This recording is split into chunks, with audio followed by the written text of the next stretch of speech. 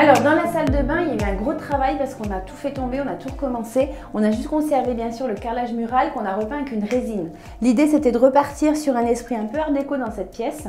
Et pour changer facilement à moindre coût, les bonnes astuces c'est toujours le lino. Alors c'est pas du lino, c'est du PVC, du sol en PVC. Façon carreau de ciment parce que ça donne un côté très graphique avec le motif qu'on retrouve ici. Bien sûr on le prend en noir et blanc parce que sinon on n'est plus art déco du tout. Donc le sol est une base importante, on a mis une nouvelle baignoire, ça coûte moins de 200 €, une baignoire acrylique, ça permet vraiment d'avoir quelque chose de beaucoup plus propre quand on vend. Idem des meubles de salle de bain comme ça qui font 1,20 m, on en trouve dans les 250 € avec le plan vasque et ça permet encore une fois d'avoir une double vasque pour faire plaisir à Stéphane, mais surtout le côté très pratique, très fonctionnel et très contemporain.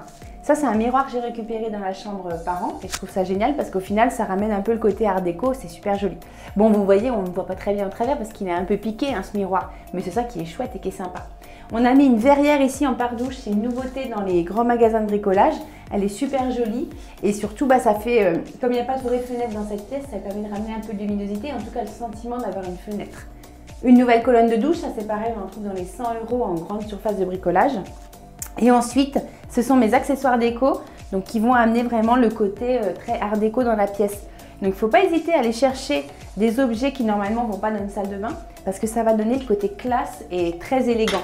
Ça par exemple, c'est des choses que je vends à ma boutique qui sont normalement un petit set de bureau. Mais là tout d'un coup, pour mettre la brosse à dents, une brosse à cheveux ou des bijoux, dans la salle de bain, ça amène beaucoup d'élégance.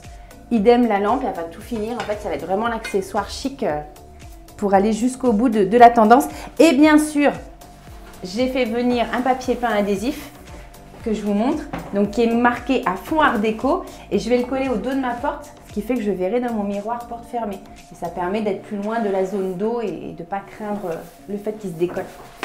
Bon, il y a encore un peu de travail, on finit et puis voilà. C'est sûr, c'est facile à raconter comme ça, mais il y a un peu de travail derrière. Mais en tout cas, ça peut se faire tout seul et rapidement. Ça, c'est chouette.